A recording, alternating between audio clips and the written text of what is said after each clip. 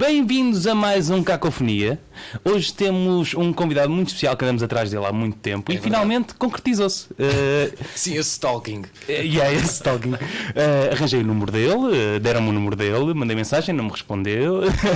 Mas enfim, pronto.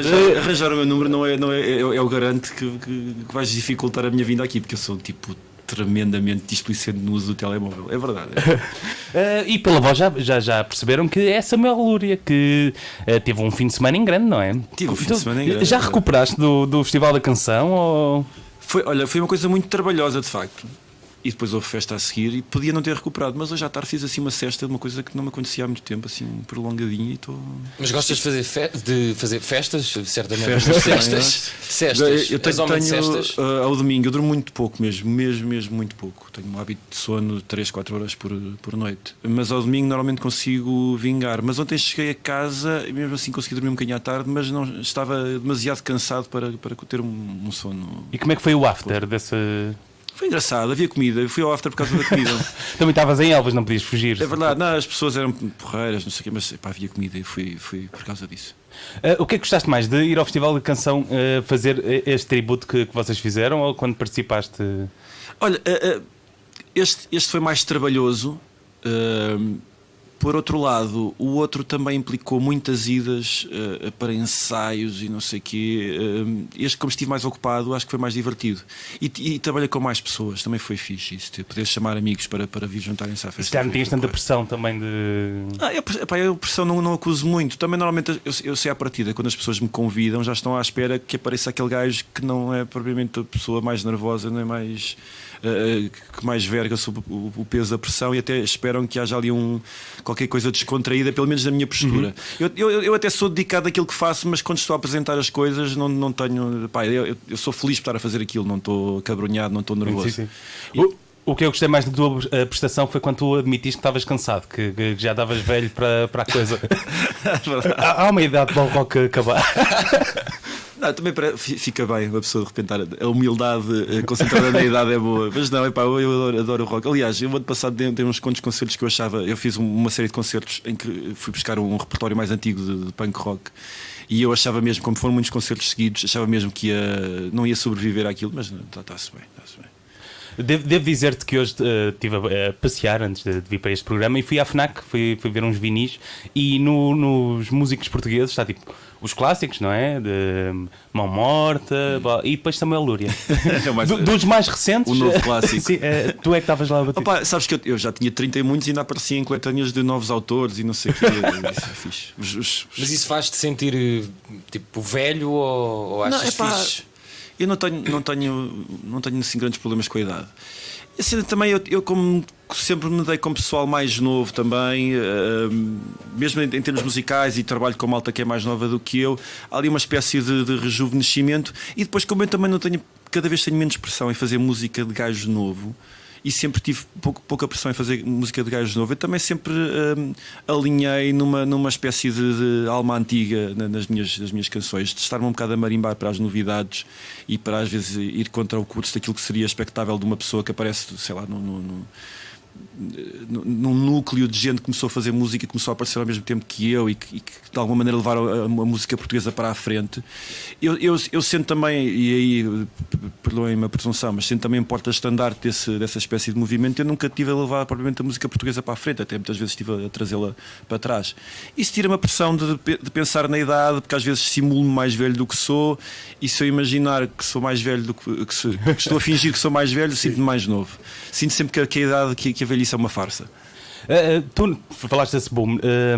Na altura eu sinto que tu eras um bocado aquele vinho mascarote que uma pessoa tinha de navegar um bocadinho para descobrir como é que foi ver as pessoas, os pontos negros, principalmente na altura, quando apareceram todos, o Guilu também. Ver essa malta toda a crescer e onde estão agora, e muitos, os Pontos Negros tocaram contigo neste. Sim, os Jonatas e o Silas estavam. Jonatas e o Silas, aliás, todos os Pontos Negros foram meus músicos de banda. Nesta altura, os Jonatas e o Silas continuam a ser. O Filipe foi durante muito tempo, o David também, ocasionalmente, foi É difícil estar a tentar fazer história sobre uma coisa que para mim, lá está, também por causa de algum avanço de idade, eu já tenho 40. 40. Não, mas de repente as coisas que aconteceram há 10 anos e há 15 anos parece que foram ontem. O tempo a percepção de tempo cada vez se torna mais curta. E então é difícil estar a pensar nisto enquanto o processo quando.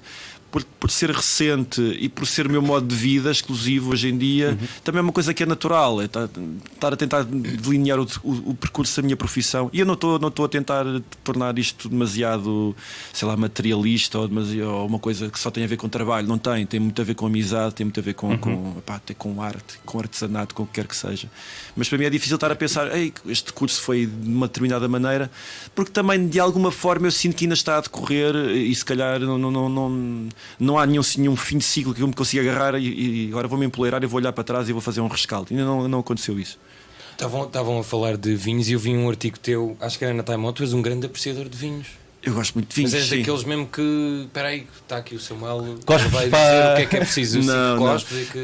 Já não tenho carteira para ser um grande apreciador de vinhos. Sou um apreciador de vinhos moderado. Não cuspo também. Por um lado, uma pessoa que não cospe é uma pessoa muito educada, mas quando se fala de vinhos nem tanto, mais vale cuspir. Eu gosto, mas gosto de vinhos, tenho muito prazer na bebida, que não é uma questão de alcoolismo. Vamos já não, mas eu gosto esclarecido. Eu não há assim à partida nenhuma bebida alcoólica que eu desgoste à partida, experimento e gosto. Nem mesmo Malibu de coco. Qual foi a pior coisa que já bebeste? Estou-me a lembrar que há uns anos em Coimbra estava com Malibu de coco, não é uma coisa muito verdade. Não, mas mas isto não foi assim há tanto tempo. Eu estava nem há 10 anos, lá está, estou a falar de 10 anos como não sei muito tempo, mas estava em Coimbra com o João Moreira, a voz de Bruno Aleixo, e fomos a um bar e ele disse: o que queres ver? Eu disse: escolhe tu. E o Sacana escolheu um pisangambon. Vou começar a fazer isso também. Bem. Isso é uma grande ideia. Que era uma coisa que eu acho que não bebia desde os 12 ou 13 anos, porque na altura era docinho, era um bom gateway para o álcool. Como é que foi esse reencontro? Foi péssimo. Gregaste? Não. Isso também é raríssimo acontecer. E também não tens ressacas, eu li. Não tenho ressacas, é mesmo como verdade. é que é possível? Juro que isto é verdade. Possível? E não é aconselhável, porque mas uma pessoa acaba por não se sentir desincentivado ao excesso. E eu não recomendo o excesso e não conduzo quando pois é, que acabas por te sentir um pouco invencível, não é? Eu durmo 2 horas e quero ouvir música alta e quero comer o que houver à frente para comer. Eu gostava de dissecar melhor esse assunto. Tu não dormiste. Tu não dormes porquê? Porque não queres ir para a cama a pensar em coisas, pensar na vida. És daqueles que fica acordado até à exaustão para... Antes fosse. Eu gostava de que houvesse uma razão mais profunda, espiritual ou filosófica e existencial para a minha falta de sono. Eu sempre dormi pouco e a coisa comecei a diminuir as horas de sono, a partir dos 14, exponencialmente comecei a dormir menos.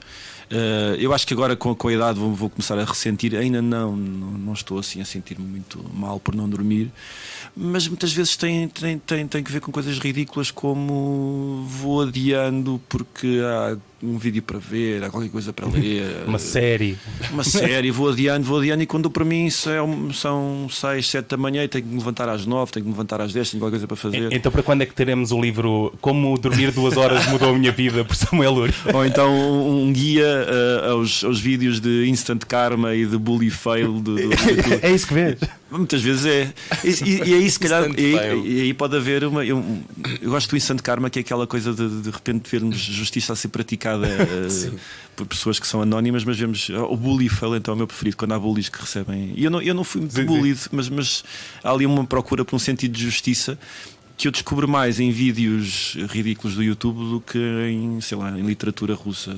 Mas isso é o tipo de vídeos que tu mais gostas de ver, ou tens assim um grupo de vídeos que não queres revelar, mas que te dá muito gozo? Assim, um guilty pleasure.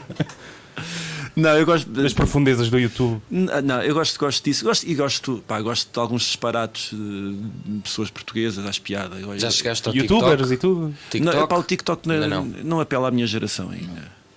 Aí sim consigo fingir ser assim, o velho do Restelo e dizer mas depois vejo aquelas compilações do Cringe Portugal e não sei quem, que aparecem os Portugal TikTokers. é bué da Aí está, bom. Cringe Portugal a ser citado. Outra vez, ele está a ganhar imensa fama. Ele ou eles, Ele não ou sei. eles, ou ela. exatamente. Ou Ou elas. ela, ou ela, Ou elas. És tu, Samuel. É o teu pai. né? Quem me dera, quem me dera. Tu não tens nenhuma página assim criada por ti? Tenho, mas não vou dizer. Fogo. Mas tipo, é muito conhecida? Não. Então pode. Algumas algumas tiveram assim um pico de popularidade na altura em que apareceram, sobretudo páginas de Facebook, mas e entretanto já foram deixadas. Mas são só daquelas que é largadas para ao a pessoa abandono. tagar, tipo, Também- em comentários. Também tenho disso. Aliás, eu consegui registar a página, mas essa posso dizer abertamente, consegui ser a primeira pessoa a fazer de uma das minhas expressões preferidas da internet, que é um senhor que está a ser entrevistado e está a haver uma grande barulheira e ele não está a ouvir o que está a ser dito. E fazem-lhe perguntas e ele responde coisas que não têm nada a ver, ou seja, pergunta se ele não ficou surdo e ele diz sim, sou já sei. mecânico, França, Espanha e tudo. Sim. E depois ele diz um excelente é espetáculo, digo eu. E eu é espetáculo, digo eu. Se vocês Registaste. quiserem tagar alguém, é espetáculo, digo eu, fui eu que criei. E ainda há pessoas que fazem esse tipo de coisas, de registrar expressões para poder. Eu registrei pelo vazio que havia e Ok. era necessário. Eu usava muitas vezes essa expressão. Eram em comentários. shortcuts para tu. Exatamente. Ok. Eu escrevia isso tantas vezes que mais valia escrever com um link para aquilo aparecer com outra cor. Mas nessa cena, agora antes de fecharmos o assunto de dormires pouco, as pessoas, por exemplo, o Marcelo Rebelo de Sousa dorme pouco porque dizem que é hiperativo, mas tu não és hiperativo. De todo. Aliás, quer dizer, eu posso ter uma espécie de hiperatividade que se Sonolenta. processa que não se traduz em movimentos. Mas não acordas à meia da noite, tipo, tenho que ir fazer uma salada de frango. Não. Embora eu goste muito de cozinhar e de comer à noite também. Ui, vamos para esse Ora assunto bem, então. Gosto também. Mas isso ninguém diria, não é? Que tu estavas tu em cima do palco, estavas tipo, ei, a rock, é fixe. Ou seja, quando aquilo acaba, tu ficas. Não, por acaso não costuma acontecer. Até há sempre aquela cena que detesto esta palavra, que é um termo perfeitamente normal, mas que foi tão mal usado, sobretudo nos anos 90, que é a adrenalina. Sim. Adrenalina. Epá, mas há de facto uma adrenalina quando sais de palco, porque estás ali a fazer o que tu tens que fazer e o que gostas de fazer. Em termos de adrenalina, preferes dar um concerto ou preferias saltar de um avião? É para dar um concerto. Saltar um avião não tenho. Não tens curiosidade? E dar um Curiosidade, concerto enquanto saltas no avião. Ui, isso sabia. As cordas iam logo. Isso era incrível. Não Por tenho- acaso. Isto porque eu vi um vídeo há pouco tempo e fiquei bastante nauseado com aquilo que vi. Que era 200 Pés? Sim, exatamente. 200 mil pés, se calhar. Exato. 200 mil é muito, se calhar 200 mil é muito. Não sei. Não Não, sei. aquilo era bastante, porque via-se mesmo a curvatura. Vamos assumir 200 mil. Vamos E ninguém assumir. falou em 20 mil. É possível. 20, sim, exato. É provável que seja Ok. 20 mil. Foi de espaço mesmo. Sim, exato. Por causa daquele gajo que fez. Então, de adrenalina, como é que estamos? O que é que te falta fazer na vida? Eu nunca tive assim grande apetência por esses confrontos que nos põem a vida em risco. Não tenho. Para quê? Sim, realmente. Quer Eu dizer, também sou não, desses. sim. eu percebo que haja quem se excite com esses desafios. Epá, eu fico muito invejoso de quem dedicou parte da sua juventude a praticar parkour, porque de facto tem muita pinta. Tem muita pinta e a cena, mas penso, epá, mas não. Então não tinhas atividades radicais quando eras mais puto? O que é que se fazia então dela? Tipo, sei lá. Sei lá, não se faziam coisas muito radicais. Quer dizer, fazíamos disparates e coisas, mas nada que. Tipo, roubar animais. Se calhar também não vai ser, isso é Eu tenho uma horrível. boa adrenalina. Eu tenho um primo meu que uma vez roubou um burro e atou ao sino da igreja e pôs palha em baixo. E sempre que o burro tentava apanhar a palha, Ai, isso é horrível. tocava ao sino da igreja. E era tipo 3 da manhã. Eu queria perguntar isto, porque em todas as entrevistas que eu leio, toda a gente diz que tu és um tipo porreiro e dizes que não. Como é que é? Teria de fazer um esforço para ser desagradável. Nunca fizeste uma coisa muito desagradável. Pá, de certeza. Pá, que uma, já, diz só uma. Sei lá, eu sou. Para já, eu sou casado há 17 anos. De certeza que a minha mulher tem 1000 coisas para se queixar de alturas em que eu fui E que desagradável. tal? Perguntaram-me. Ela está. Exato. De certeza. Mas não sou. Eu acho que isso sim tem que ver com o upbringing numa terra pequena do interior remoto do país. E com a educação também, não é? Mas, sim, tem a ver com isso, mas também eu também sou fruto de pessoas que nasceram, embora meu pai e a minha mãe estudaram fora, etc. Mas sou fruto de pessoas que nasceram numa terra pequena, de famílias humildes, etc. E não existia muito, nem na minha família, nem nos meus amigos que me rodeavam, uma coisa que não havia culto de personalidade, não havia a noção da nossa importância enquanto pessoas exclusivas, que hoje se tornou um bocado mantra por causa de pá, de problemas psicológicos de crianças que têm déficits de atenção e de estima, etc. E de repente tornou-se muito aquela coisa: tu tens valor, tens valor. Eu nunca levei com esse mantra em cima, até quase um bocado o inverso, que aquilo que nós fazemos tem que ser para o bem de quem nos rodeia, daqueles que nos são próximos, daqueles que nós desconhecemos. Isso torna-me uma pessoa sem hábitos desagradáveis, ou seja, eu não torno desconfortável, não quero fazer a vida de outra pessoa desconfortável para bem do meu conforto. Não me é natural. Eu não digo isto como propriamente uma qualidade, simplesmente não me é natural, não tenho grande mérito. Como não fui educado assim, falta-me um bocado essa capacidade às vezes de ser. Isso acho que falta mesmo, até porque estou num meio artístico, falta-me alguma arrogância, alguma vaidade para às vezes legitimar as coisas que eu faço. Eu sinto mesmo que faz falta. Às vezes podias estar mais longe. Não é estar mais longe, isso, não é uma questão de estar mais longe. Acho que é uma questão mesmo da personalidade artística. Às vezes tem piada, mesmo que uses a vaidade e mesmo que uses a arrogância como quase uma figura de estilo. Isso não corresponde àquilo que tu és enquanto pessoa. Uma persona, não é? Sim, eu acho que isso faz falta. Eu nem sequer para fingir tenho muita capacidade.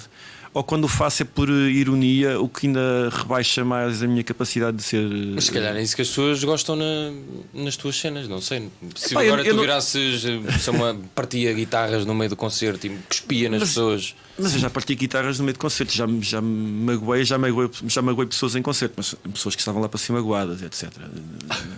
Não, já estive em momentos de grande violência, mas era uma violência relativamente pacífica, porque era simpática. Mais vale estarmos aqui. Pá, eu andei a cochear durante meio ano porque lasquei um osso da bacia num hospício quando era miúdo. Mas eu estava lá para isso e é daquelas lesões que eu falo. É daquelas lesões que eu falo com algum orgulho. Mais uma vez, não recomendo lá em casa que o façam, mas falo com algum orgulho porque mais valia andarmos aí do que andarmos. Era uma coisa aceita por todos, não é? Era um bom descargo de energia, mais valia estarmos naquilo do que ia dizer nas drogas. Não? Tu viveste em Tondela durante quanto tempo? Eu cresci lá, ou seja. Tendo em conta que eu depois de casado ainda voltei lá a viver uns meses, eu vivi cerca de 20 anos em Tondela. Ok. É muito tempo. Sim, parece que estou chocado, mas não. Antes de ser uma terra conhecida pelo seu clube de futebol. Exato. Eu lembro que uma vez estava na Real Fábrica e estava a dar um Porto Benfica e tu entraste e eu disse: epá, isto não é o Tondela, e tu, isto também não é o Sporting. E eu, pronto, estamos aqui para o mesmo. Então. Eu uma vez num festival olha, o Diogo, que é de Tondela, estava levemente bêbado e viu o Samuel e disse: Tondela! Mas tu felizmente não viste, eu não sei como é que aquilo tinha resultado. Pronto, um abraço tinha para gritado de volta. Sim. O Samuel faz parte das 5 pessoas que foram festejar o Tondela no Marquês. E vamos festejar por motivos diferentes. Ou seja, já fui festejar quando a Tondela subiu à primeira divisão e depois fui festejar mais 3 vezes por questões de manutenção. Portanto, ela conseguiu a manutenção na última jornada. E é curioso que há sempre 3 pessoas que vêm comigo, ou seja, que fazem parte do meu, são amigos de Tondela que estão cá em Lisboa e com quem eu me dou, e até família, mas apanho sempre gente diferente lá. Há sempre grupos diferentes de tondelenses a festejar no Marquês de Condor. Ou seja, são 5 pessoas por ano, mas 2, 3, 4 delas são diferentes todos os anos. Conhecem-se todos, não é? Não nos conhecíamos. Não. Ou seja, naquela foto em que tu estás com mais pessoas que eu tinha-os conhecido nesse dia. Olha. Ou gente que não tinha crescido em Tondela e está Marquês é o novo Tinder. para os clubes de segunda. Tendo em conta que havia mais homens do que mulheres, seria mais o Grindr. Sim. O Marquês é o novo Grindr.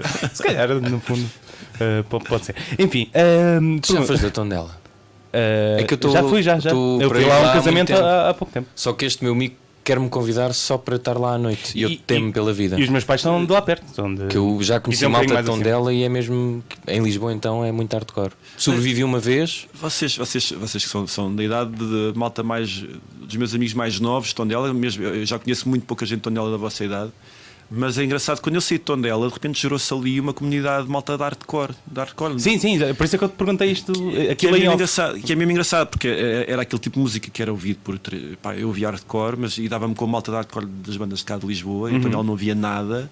E mal eu saio, passado uns anos, começa ali a borbulhar algumas pessoas que eu conheço, sim, e muito engraçado. Mas vou investigar se esse Diogo conhece malta. Não tem ar. Não, também por acaso não, mas por acaso tenho essa ideia de Tondela que tem uma grande cultura de noite, não é? Assim, uns bares e tal. Agora não sei como é que aquilo está. Aquilo teve fases muito deprimentes. Mesmo muito deprimentes. Sim.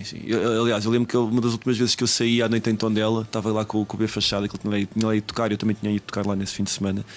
E foi assim um momento assustador do único bar, discoteca aberta que estava em Tondela, que estava com um ambiente um bocado lixado. Foram Que eu não pastar um recomendo. rebanho. Para que fazemos agora? Foi divertido, mas foi divertido quase no sentido safar, e foi giro. Tu, quanto é que falta? Quantos anos é que faltam para tu poderes ter uma estátua em Tondela? Olha, Para as pessoas festejarem os campeonatos de Tondela. há 2 anos, foi 2017 talvez, 3 anos, vai fazer 3 anos, fui condecorado. É verdade, temos recebi aqui uma medalha um- da cidade. Ora É bem. verdade, recebi uma medalha da cidade. Por acaso não pude recebê-la no dia, porque foi no dia de Tondela, que é dia 16 de setembro, porque estava a tocar no. Super fino, estava a tocar no Dona Maria II, na abertura da temporada, mas depois fui lá mais tarde receber. Imagina que estavas a tocar na aldeia rival de. De Tondela. Isso era Que é hardcore. qual? Olha, Tondela não tem rivalidade com nenhuma aldeia, porque, quer dizer, mas existe uma rivalidade que é engraçado, porque é a cidade maior que não gosta de Tondela. Tondela está-se um bocado a marimbar, que é Viseu. Ah. Não é malta de Viseu não gostar de Tondela, é malta do Académico de Viseu ser super contra o Clube Desportivo de Tondela. É um bocado a inveja de ser a equipa que está na República. Pois, exato. Então, não assim tão mal também, não é? Chegaram às meias da. Mas é um clube com uma tradição, é um clube mais antigo, tem uma tradição de primeira divisão nos anos 80, etc. E de repente não consegue sair a cepa torta, e Tondela, o Passou a clube perna, da, não é? da terra mais pequena, Mas há assim, próxima. muitas rivalidades dessas, não é? Sim, tens o Leixões também. Sim, bem, isso faz Douro, Minho, tens ali coisas Exato. figadais. É o Leixões com o Lessa, não é? O Lessa da. Mas aí é que está, mas ali tu tens várias rivalidades, eleições, Lessa, Varzim, Guimarães, Braga, aquilo, Sim, malta, isso e é. até o Porto mete-se nisso, malta que não gostam uns dos outros. Sim, o Norte é mais fervoroso nessa. E é fixe e tem alguma piada. Quer dizer, quando é dá para violência, o Sim, sim. quando passa quando é ali o violência de limite. grunhos, já não tem Mas tirando isso, é piada. Tu fixe. fizeste parte da claque do Tondela. Fiz parte de uma claque não oficial que ia com os meus amigos ver os jogos quando Tondela estava na terceira nacional, sim, quando subiu à terceira nacional. Íamos todos os fins de semana, não, todos os 15 em 15 íamos ver os jogos em casa.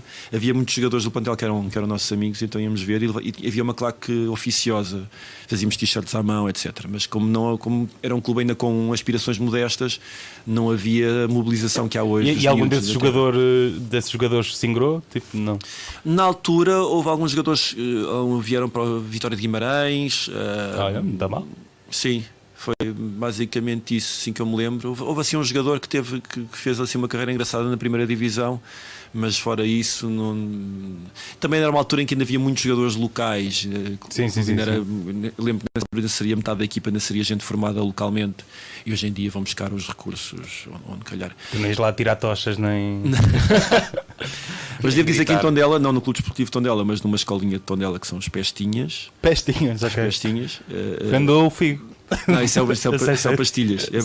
Mas foi nos Pestinhas o primeiro clube de João Félix. E eu não sei se eles não receberam algum dinheiro agora desta transferência. Se calhar ainda receberam algum. Eu acho que há um período de idade, não sei se. Porque imagina, se for infantis, não Pois, não não recebe. recebe nada. E Yeah. deve ter sido. Acho que é só tipo juvenis até. Deve ter sido infantis. Mas sei que foi o primeiro clube dele. Foi lá. Diz. Não, ia fazer a ponto para outra coisa, porque eu agora, quando estava a fazer a pesquisa, tu escrevia, não sei se ainda escreves, eu não apanhei umas recentes para o SAP 24. Já não escrevo há algum tempo, sim. Epá, e escreveste uma sobre o André Almeida, sobre um nome que eu acho que é o teu, corrijo-me, sogro ou algum familiar teu que se chama Onésimo. É, o meu sogro chama-se Pá, Onésimo. e isto leva-me, porque eu gostava muito das tuas crónicas e tive pena, pronto, agora fiquei a saber que não, mas foi por falta de tempo. Era uma coisa que dava gozo. Dava muito gozo, mas Epá, é fixe porque não há muitos músicos a escrever é crónicas. verdade, dava eu mesmo curtia. muito gozo. Ainda por cima era uma coisa que eu estava. Eles pediam-me crónicas, embora depois meter-me num espaço de opinião, e às vezes sentia-me um bocado acabrunhado por não estar a dar opinião. De facto, estava a escrever sobre o que me apetecesse. Muitas Mas vezes falta tentava, muito isso. Há tentava pouca comentar gente a até. escrever sobre o que lhe apetece. Mas deixei-me escrever. Aliás, eu acho que essa do André Almeida deve ter sido mesmo a minha última. Eu acho que foi, pelo acho menos que eu foi, estava a acho que ver foi. no... E foi mesmo por uma questão de falta de tempo, porque ainda por cima a malta com quem eu trabalhava lá era mesmo gente muito fixe. Eu gostava de colaborar com o SAP 24. Era um projeto em que eu acreditava e continuo a seguir muitas coisas que são lá escritas, etc. Mas foi mesmo falta de tempo. Foi mesmo. Mas é uma coisa que gostavas e que já escrevias antes de... Quer dizer, eu até já fui copywriter, dizer, escrever não é uma coisa para a qual metade do meu trabalho enquanto músico também, ou seja, até diria que grande parte da minha dedicação enquanto escritor de canções está na letra, está nos subterfúgios e na condensação e nas revelações e nas ocultações, e muito grande parte do trabalho que me faz transpirar. Obviamente transpiro depois mais nos palcos, mas está na escrita.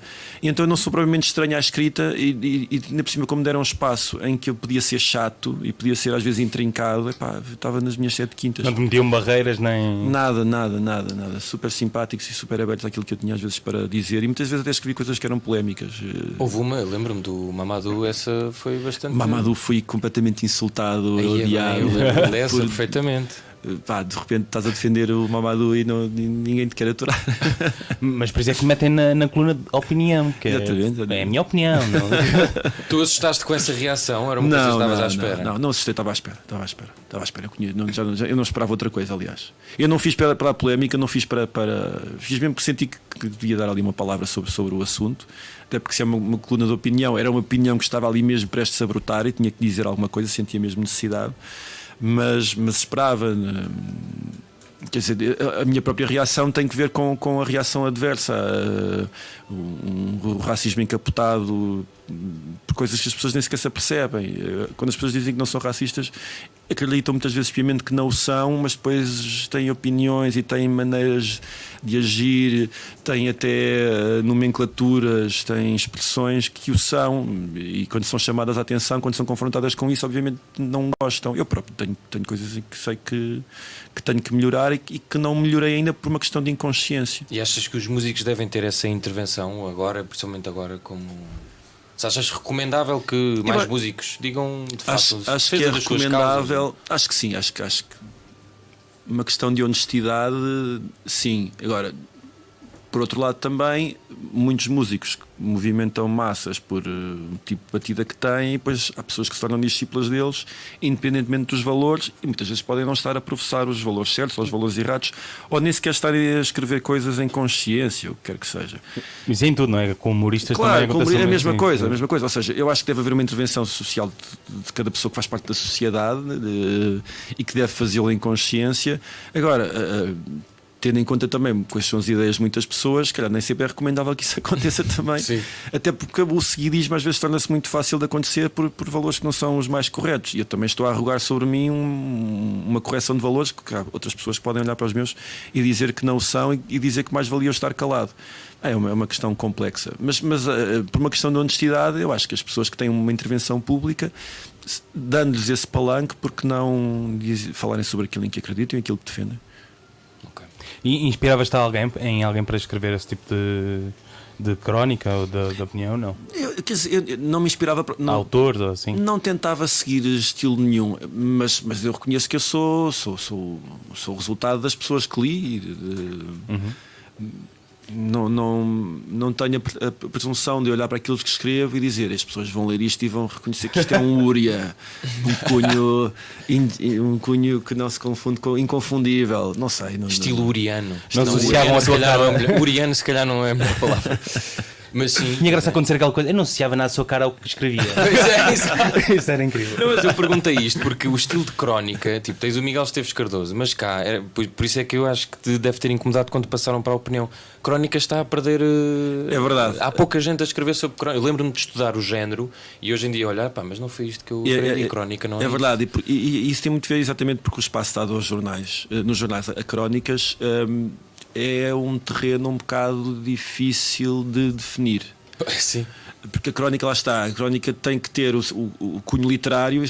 Sim. A crónica por definição terá isso, mas depois também vai basear-se em quê? E cada vez que uma pessoa, através da crónica, aborda qualquer coisa da atualidade, já se começa a tornar um artigo de opinião. Sim. E o terreno de repente começa a ser misturado. Pode tornar-se um post de Facebook só. Pois, é isso. É muito difícil definir quando é que é crónica e quando é que não é.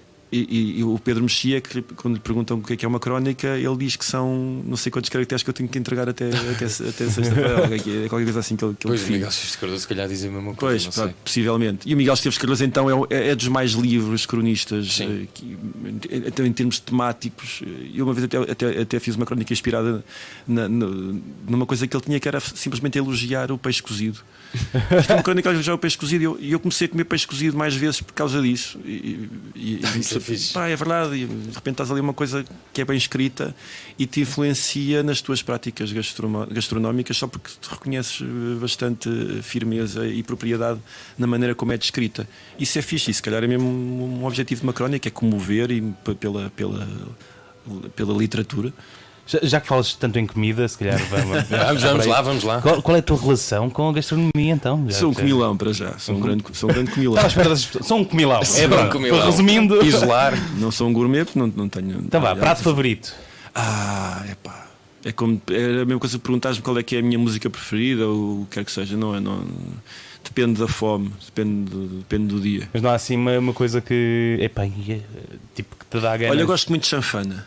Chanfana é mesmo. Segunda pessoa neste programa. Verdade? Sim, sim. Quem foi a outra? Foi o Ricardo Aruz Pereira. Pois, A sério? sugestão do fim da entrevista foi É chanfana. Gosto muito de chanfana. É mesmo. Chanfana, embora seja da região mais próxima de Coimbra, etc., mas na minha zona também se tornou um prato mais ou menos típico, e então chanfana para mim é a definição última e cabal da comida de conforto. Eu só de pensar fico um bocadinho mais confortável. Embora às vezes a fome faça tremer, mas penso em chanfana e sinto quando é boa e feita como deve ser, com a cabra velha e com o vinho da bairrada, carrascão. Mas etc. cozinhas também?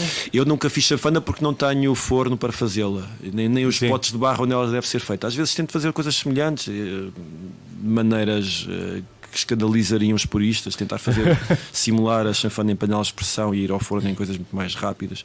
Mas gosto muito de chanfana mesmo. Não sei, mas é o meu prato preferido hoje. Mas qual é o prato que é a tua especialidade a cozinhar? Isso também vai mudando.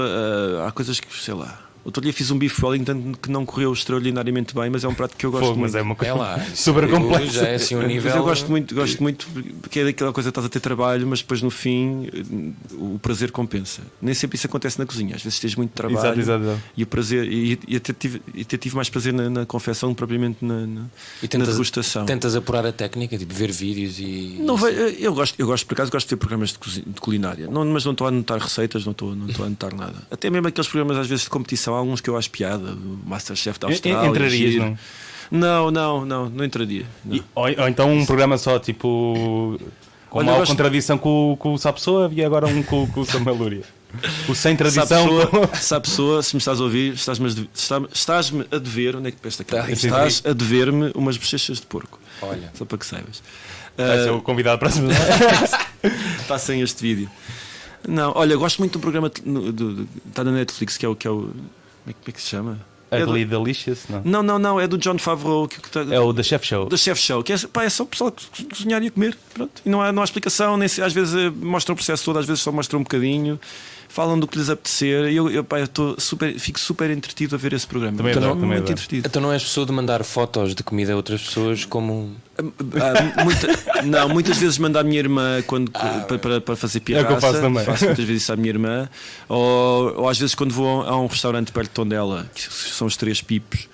E eu, Já ouvi falar. sim. cada vez que vou lá, mando fotografias à malta da minha banda, porque nós, quando vamos buscar a Tondela e conseguimos ir lá, eles ficam todos deliciados. Então, quando eu vou para fazer pirraça, normalmente é uma questão de inveja. Fazer A inveja. pirraça é fixe. Pirraça é fixe.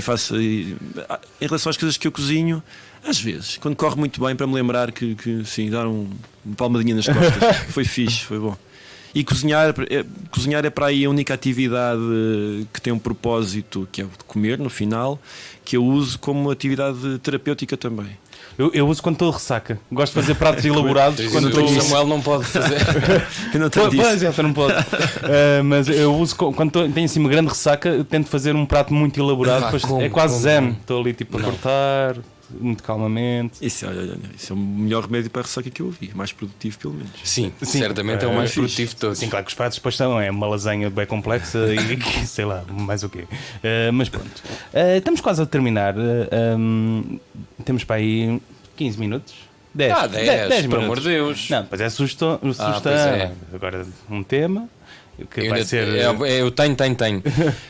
Tu foste professor de educação visual. Educação visual e tecnológica. Epá, Ui, TIC. O EVT. que EVT. tipo de professores? Porque eu não tive os melhores professores e queria saber que tipo de professores é que tu, Tiveste professor é que tu azar, foste. embora eu fui um professor bastante justo no sentido em que dei negativas quando os alunos mereciam negativa e dei muitos 5 às vezes até por acreditar muito no potencial de alguns miúdos que os trabalhos não eram os melhores, mas eu achava que poderiam vir a ser e questões de incentivo, nisso era muito justo.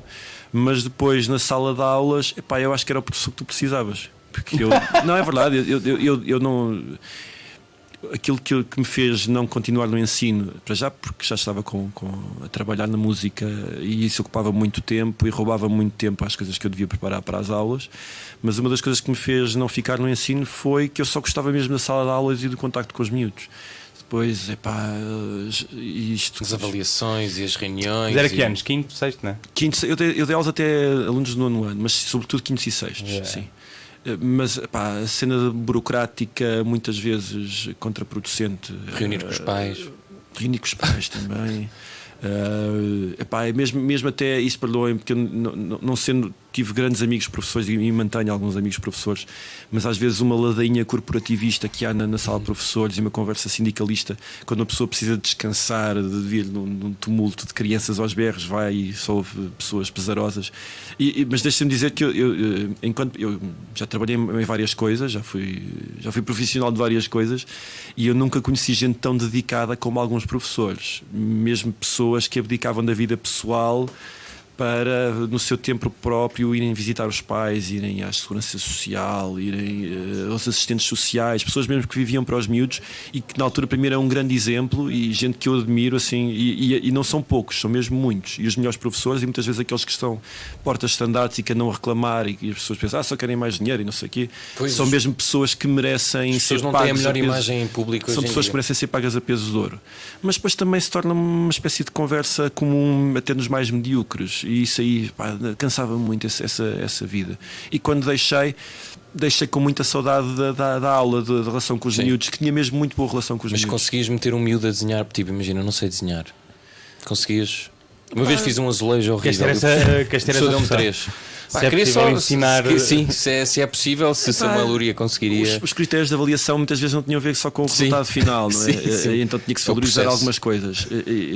Embora eu valorizava o talento, mesmo dos baldas, valorizava muitas vezes. Sou aluno, aquela história do peixe subir à árvore, não se vai avaliar um peixe pela sua capacidade de subir à árvore. Mas um aluno que chega já em cima do ramo mais alto, no início do ano, eu não vou estar a obrigá-lo a passar por provas de esforço, de coisas que não são necessárias para ele chegar a um resultado ao qual ele já chegou. Que é uma coisa que é muito ensinada nas escolas. Isso acaba por desmotivar muitos alunos em algumas atividades que lhes são naturais e que muitas vezes são naturais porque são recreativas. Sim, obrigam a regredir, não é? Obriga a regredir e obriga a tornar moroso uma coisa que para eles é natural.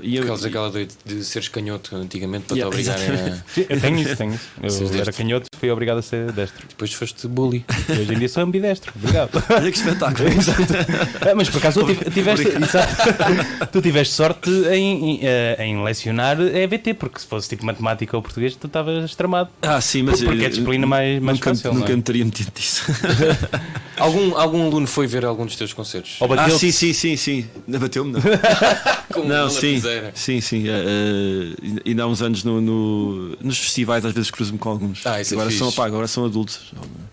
Eu deixei de dar aulas em 2011 e comecei em 2002. Miúdos com 10 anos em 2002, já passou muito tempo. E algum perseguiu a carreira de EVT? Não.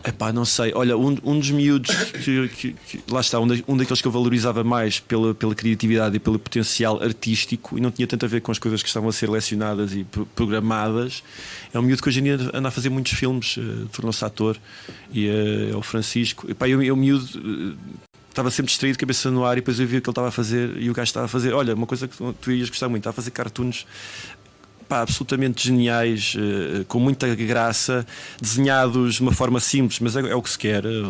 Lá está. Exato. Sabes como é que é? Sei.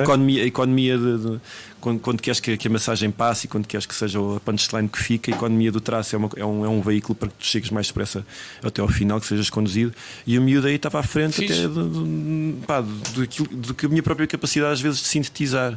E eu tive que valorizar muito essa capacidade desse miúdo de fazer cenas com piada e que não estavam fora do âmbito da disciplina, que tem muito a ver com comunicação e tem a ver com o desenho. Pronto, olha, resta-nos 5 minutos. Vou-te fazer aquela pergunta normal, que é: o que é que tu achas do vencedor do Festival da Canção?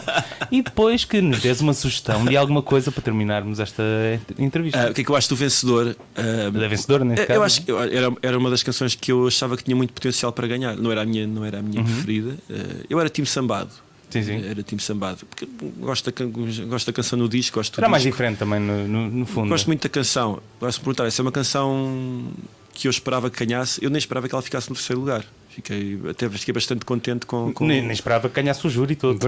É verdade. Fiquei bastante contente. Mas já ano passado com o Conan Osiris, quando se chegou à final, aquilo já estava muito badalado. Acho que não aconteceu tanto como o Sambado este ano, mas estava muito badalado e foi também o mais votado amplamente pelo júri.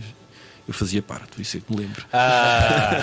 Fazia parte e por isso lembro. Mas são coisas que têm quer dizer, são polémicas por estarem num sítio que, embora se tenha renovado, continua com muito conservadorismo por parte de quem está a assistir. Tu foste dos primeiros da renovação. Sim, estive mesmo nesse ano do Salvador. E eras tu a cantar, não? Não, eu fiz cortes eram as Golden Slumbers. Pois é, exatamente. Levei as miúdas. Que foi a da Helena também, não? Sim, foi, exatamente. Ela teve muito bem, Mas dizer. Fogo. Como é que foi ensaiar com a Helena? Foi bem. Correu tudo muito bem. Aquela malta foi toda insistível. Eu fiquei um bocado, confesso, fiquei um bocado desgostoso quando cheguei a casa e fui ver a emissão. E a emissão tinha cortado tudo o que eram subtilezas dos arranjos, que deram mesmo muito trabalho a fazer, e do nível dos beats e não sei o quê na transmissão. E fiquei assim, fiquei triste. No dia seguinte aquilo tinha corrido muito bem lá. Mas cortavam em quê? Não mostravam? Os níveis, os níveis pois. Na transmissão, aquilo foi toda a vida. A minha guitarra está sempre sem som e não sei o quê. E havia coisas da guitarra que eram importantes para cortar a guitarra do Jota. E fiquei triste. Mas depois comecei a ver a reação das pessoas, sobretudo a interpretação do Alex e do MBC, eles sobre a Helena. E eu fiquei feliz da vida porque eles estavam elevados pelo espírito da coisa que tinha sido trabalhada. Eles chegaram, tinham uma coisa preparada, eles gostaram muito e entregaram-se porque também perceberam que tinha havido entrega da minha parte e da parte da banda. E isso resultou em quem tivesse visto, mesmo sem as subtilezas dos arranjos, tivesse gostado na mesma. Então acabei por ficar contente. Já há muita gente a pedir uma tour vossa de... Bora lá. Embora uma tour de medleys ia ser uma coisa engraçada. Mas tal como a história do hip hop Tuga, se calhar a história do rock Tuga também era fixe, não é? A história dos medleys Tugas. Dos medleys que se fizeram ao longo dos anos. Tem uma interessante. Olha, pronto, sugestões, Samuel Lúria, de alguma coisa que tenhas a ver? E vais ter 2 concertos agora.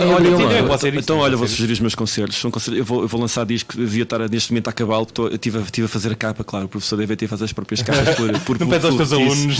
Podia ser. Não, tenho uma ajuda do Silas. O Silas é um excelente designer. Excelente pessoa. E excelente pessoa também. E é um excelente designer e vai-me ajudar. Mas eu estou a fazer a ilustração da capa, estive a acabá-la agora. Mas vou ter exatamente. O meu disco vai ser lançado em abril e vou ter concertos de lançamento aqui em Lisboa no dia 29 de abril, no Teatro Tivoli. E na Casa da Música no dia 22 de abril também. E já há bilhetes à venda? Já há bilhetes à venda. E já vai ser numa altura mais quente. Já o coronavírus já desapareceu. Por isso comprem bilhetes. Pois, porque há muitos concertos que estão a ser... O caso sei um da primeira dama e de... A sério? Sim. Não sabia. Em Portugal eu não tinha ouvido nenhum caso. Iam ter um concerto, mas que acho que já caiu por terra. Eu se calhar nem devia estar a dizer. Eu acho que eles não curtem a primeira dama. Também percebo. Sim, pronto, não é? Aquele Manel também. Manel, tens que mudar também. Olha, eu gosto de Manel. Tens de mudar de atitude, Manel. Só porque ele vem no teu aniversário, que é o problema. Enfim, obrigado, Samuel. É sempre um prazer. Obrigado, José Paiva também. Obrigado, Chico. E pronto, vamos beber ali ao lado e vemos para a semana. E com tanto desprezo É porque eu tenho vontade de ir à casa de banho. É só por isso. Até a próxima. Tchauzinho.